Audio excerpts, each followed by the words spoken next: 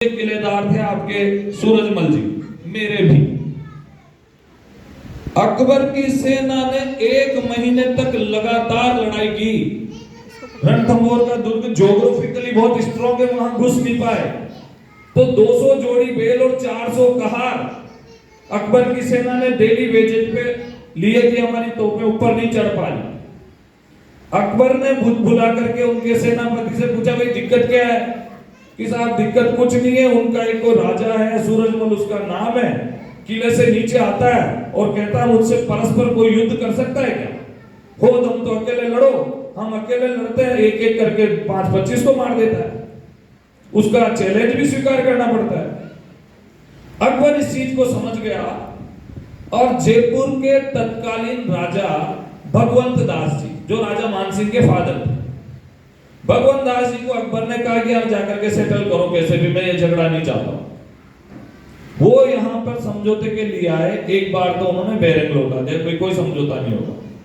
दूसरी बार उन्होंने मेवाड़ से, क्योंकि राव सूरजमल जी और मेवाड़ में रिश्तेदारी थी आपस में, साले बहने थे, उन्होंने कहा कि नहीं, मेवाड़ पे कब्जा हो चुका मुगलों का, आपको एक बार ज्यादा मार काट नहीं हो, हमारी महिलाएं बच्चियां बच्चे सुरक्षित रहे, इसके लिए थोड़ा लिबरल होना पड़ेगा, यदि समझौता करना पड़े तो। राव सूरजमल जी की बहादुरी देखो आप।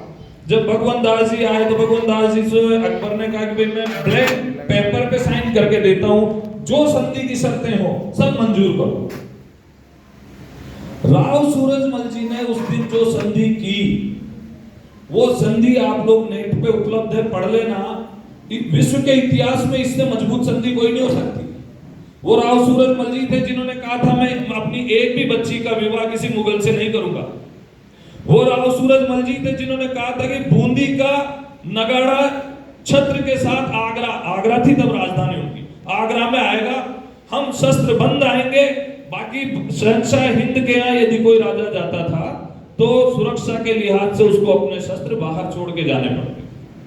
वही संधि बाद में मेवाड़ के जो महाराणा बने या अमर सिंह जी ने जहांगीर के समय जो की, वो उसी संधि की जेरोक्स कॉपी थी, लेकिन लोगों को पता ही नहीं। जिन भी लोगों को, हमारे नवयुवकों को, बच्चियों को इतिहास पाठन में, लेखन में, पठन में रुचि है, इस तरह की चीजों को आपको इतिहास से उठाना पड़ेगा।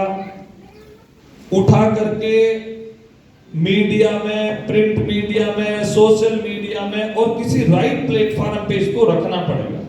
क्योंकि औपचारिकता में तो हम कह देते हैं चीजों को, फॉर्मली या रिटन ड्राफ्ट जब तक तैयार नहीं होगा तब तक आपके और आपके इतिहास के बारे में दूर तक बात नहीं जाएगी। चीज